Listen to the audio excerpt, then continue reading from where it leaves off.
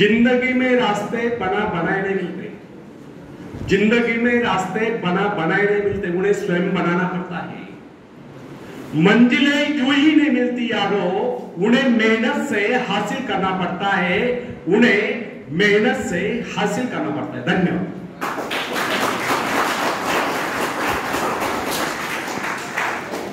तो फ्रेंड्स, भय और शंका जीवन रूपी गंगा में विष खोल देते हैं। बुराइयों का संघर्ष जीवन की समरसता को नष्ट कर देता है और समरसता का अभाव जीवन में विसंगतियां पैदा करता है और विसंगतियां जीवन के उज्जवल पक्ष पर इस प्रकार छा जाती है जैसे चांद पर ग्रहण। आशा, विश्वास, श्रद्धा आदि बातें जीवन को अलौकिक करते हैं। इनसे जीवन में शुचिता, स्वच्छता और निर्मलता का समावेश होता है और इन्हीं से जीवन में संतुलन आता है और संतुलित जीवन ही हमारे हृदय में प्रेम रूपी सरिता का उद्गम स्थल है। फ्रेंड्स, यदि आपके मन में संकीर्णता है, डाउटफुलनेस है, तो आपका जीवन भी संकीर्ण होगा। संकीर्णता के कारण ही मानसिक रूढ़िवादिता को प्रोत्साहन मिलता है। संकीर्ण विचारों वाला व्यक्ति अपने आप को इस संसार से निकालकर अंधेरे कुएं में कैद हो जाता है। उसका जीवन, उसके जीवन का ध्येय तथा अन्य गतिविधियां संकीर्ण घेरों में बंद कर हो जाती है। कोयलों के बैल की तरह आंखों पर पट्टी बांधकर निरंतर चलते रहने पर भी वो वैसे के वैसा ही रहता है। उन्नत विचारों से उसका नाता टूट जाता है और एक दिन आता है, समय उसके आगे निकल जाता है और वह केवल पोंगा पंथी के रूप में खड़ा रह जाता है।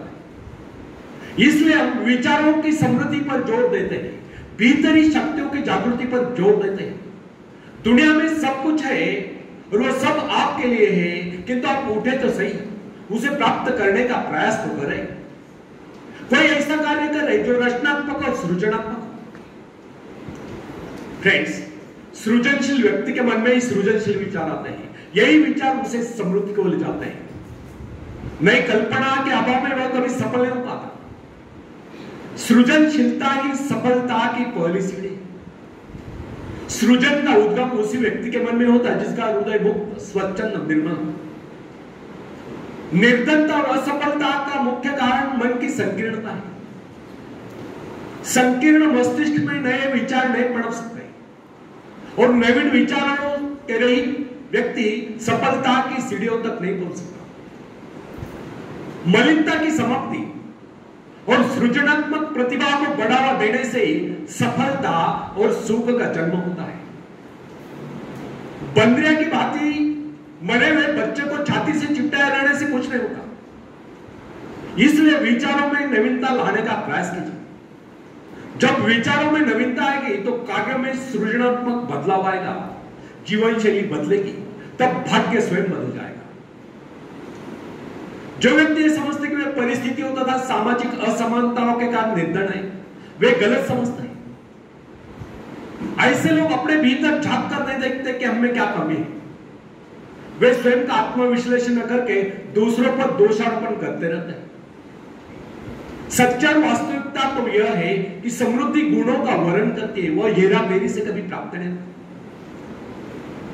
जिन लोगों के मन में यह विचार घर कर गए कि सौभाग्यवान व्यक्ति धनी बन सकते हैं, वे गलत समझते हैं। ऐसा सोचना कदापि उचित नहीं। सौभाग्यशाली आप भी हैं और आप भी सब कुछ प्राप्त कर सकते हैं, किंतु ऐसा प्रयास तो करें। भाग्य अभाग्य का रोना न रोकर कर्म करो। कर्मों से भाग्य बदलता है और कर्मण्यता आलस्य और निराशा से नहीं। क्या आपको पता है कि आप जिन लोगों को क्या आपको पता है कि आपके भाग्य में क्या है? जो व्यक्ति प्रकृति के अंगन और स्रोतों की प्रचुरता को समझते हुए धन उत्पादन के लिए प्रयत्नशील है, वे एक न एक दिन अवश्य धनी हो जाते हैं। जबकि उन्हीं के अनेक भाग्यवादी साथियों को पूरी तरह से दो समय का भोजन भी नसीब नहीं होता है। समृद्ध होने का मूल मंत्र है कि व्यक्ति मानसिक दिवालेपन से बचे, हताश होना छोड़ दे और अपने आप को समृद्ध अनुभव करे, प्रेरणा स्रोत बने।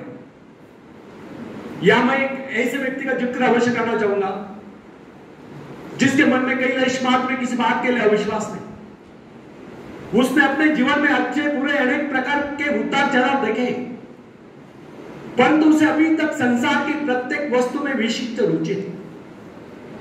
उससे बातचीत के समय आप उसके व्यक्तित्व से अवश्य प्रभावित हो। वो किसी भी वस्तु को साधारण नहीं समझता। जीवन की छोटी छोटी बातें तथा इर्द गिर्द बिखरी हुई सामान्य और नगण्य सी वस्तु भी उसके लिए कुछ न कुछ महत्व रखती है। वो अपना छोटे से छोटा काम भी बड़े मनोग से करता है। ऐसा प्रतीत होता है कि उसके सभी कार्य कर्तव्यशीलता के उदाहरण। किसी भी काम को करने के लिए वो अनावश्यक उधट बुद्धि नहीं भेजता। ऐसा प्रतीत होता है कि जिस प्रकार सूर्य का प्रकाश सारी पृथ्वी को ढके हुआ है, उसी प्रकार उससे मिलने वाले सभी लोग उसे चाहते और प्यार करते हैं। उसके मन में कई लेश मात्र भी किसी प्रकार के अविश्वास की भावना नहीं चलती। स्वस्थ और विघ्न बाधाओं से रहित जीवन जीने वाले व्यक्ति दूसरों के लिए प्रेरणा स्रोत होते हैं। फ्रेंड्स, यह मैंने जिस व्यक्ति का उल्लेख किया वो धनी नहीं है, परंतु उसे जो प्रसन्नता प्राप्त है वह संसार के बड़े से बड़े धनवान व्यक्ति को भी प्राप्त नहीं। दूसरों के जीवन को समृद्ध बनाने के लिए उनकी सहायता करने वाले व्यक्ति ही समृद्ध जीवन बीता सकते हैं। फ्रेंड्स, मृग तृष्णा छोड़े। आपके संपर्क अनेक ऐसे व्यक्तियों से आए होंगे जो बहुत ही धनी है, परंतु न्याय बेकार और निकट है। ना वे खुद खाते हैं ना दूसरों को खाने देते हैं। अपनी हड्डियां गला गला कर धन जोड़कर चले जाते हैं, खुद भूखे मरते हैं, अपनी इच्छाओं को मारकर पैसा एकत्रित करते हैं। आखिर ऐसी अमेरिकी किस काम की? कंजूसी और लालच के हाथ बिके ऐसे लोग बिल्कुल उड़ी फलों के समान है जो किसी भूखे व्यक्ति का पेट भरने के बजाय पेड़ की डाल पर ही सड़कर नष्ट हो जाते हैं। इस प्रकार की समृद्धि से तो गरीबी लाख गुना अच्छी है। यदि हमें एक बात भी ज्ञात हो जाए कि शक्ति का मूल स्रोत हमारे भीतर ही विद्यमान है, तो हमें इधर उधर भटकने की आवश्यकता नहीं रहती। अंतर्मुखी प्रेरणा स्रोत इतना समृद्ध है जो उसे एक बार प्राप्त कर लेता है वो संसार की समस्त समृद्धियों का स्वामी हो जाता है। प्रेरणा रूपी अमृत पात्र के एक बूंद उसके जीवन की सारी शुष्कता को समाप्त करके उसे हरियाली में बदल देते। प्राय लोगों के साथ कठिनाई यह है कि वे कस्तूरी मृग के समान अपने नाभि में स्थित सुगंध के स्रोत को ढूंढने के लिए जीवन भर इधर उधर भटकते रहते हैं और अपने नाभि में स्थित कस्तूरी को ढूंढने पाते। वस्तुतः समृद्धि का मूल स्रोत हमारे भीतर ही विद्यमान है। आवश्यकता केवल इस बात के कम उसे खोज ले। यही कारण है कि हमें अपने जीवन से वही कुछ मिलता है जो हम उनसे मांगते हैं। हमारा वातावरण, हमारी परिस्थितियां, हमारा व्यक्तित्व आदि सभी कुछ हमारे विचारों के अनुरूप ही स्वरूप धारण करता चला जाता है। जो व्यक्ति लगातार गरीबी के डर से आक्रांत रहता है वह स्वयं ही निकम्मा हो जाता है। वह सदैव यही सोचता रहता है कि वह अभागा है और दुनिया की सुख समृद्धि उसके लिए नहीं बनी तो उसको समृद्धि किस प्रकार प्राप्त होगी। स्वास्थ्य, ईश्वर विश्वास, आस्था और उद्यम में कमी के कारण ही व्यक्ति सदैव पददलित बना रहता है। जो व्यक्ति यह समझते हैं कि समृद्धि हमारा जन्मसिद्ध अधिकार है और इसे प्राप्त करने के लिए किया गया प्रयास कभी निष्फल नहीं होता, समृद्धि एक ना एक दिन अवश्य उनके कदम चुमती है। आवश्यकता केवल इस बात की है कि हम सही ढंग से सोचें। मैं अनेक ऐसे व्यक्तियों को जानता हूं जो आयु भर प्रसन्नता प्राप्त करने के लिए तरसते रहे परंतु प्रसन्न न हो सके। उन्होंने कभी अपने जीवन के संबंध में सही ढंग से सोचने का प्रयास नहीं किया। वे सोचते कुछ रहे, करते कुछ रहे। इसका परिणाम यह निकला, न उन्हें सुख मिला न समृद्धि प्राप्त हुई। मेरे कहने का अर्थ यह नहीं कि सभी लोग एक समान होते हैं।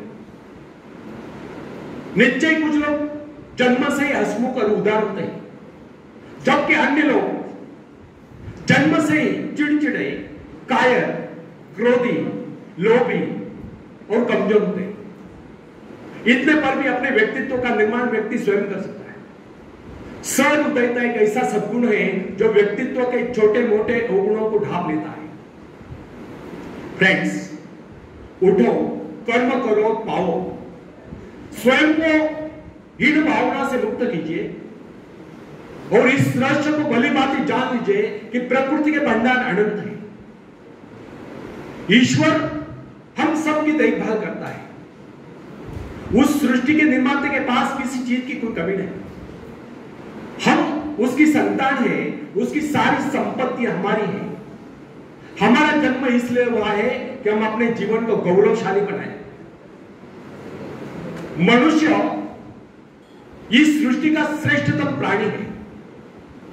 उसका कर्तव्य है कि वह अपनी पाशविक शक्तियों पर विजय प्राप्त करके उनका रूपांतरण सकारात्मक, निर्माणात्मक, रचनात्मक शक्तियों में करे और इन शक्तियों का प्रयोग मानव जीवन के विकास लिए करे।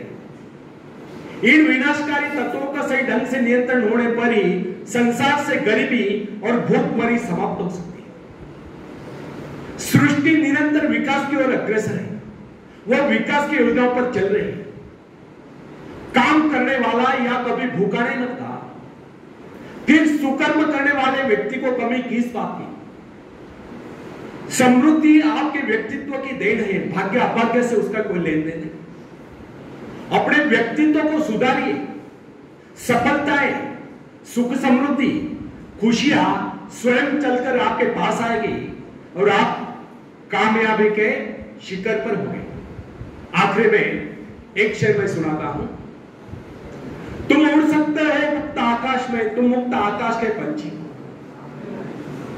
तुम व्यर्थ ही डरे हो, तुम भूल गए हो कि तुम्हारे पास पंख है। तुम पैरों से चल रहे हो, तुम आकाश में उड़ सकते हो।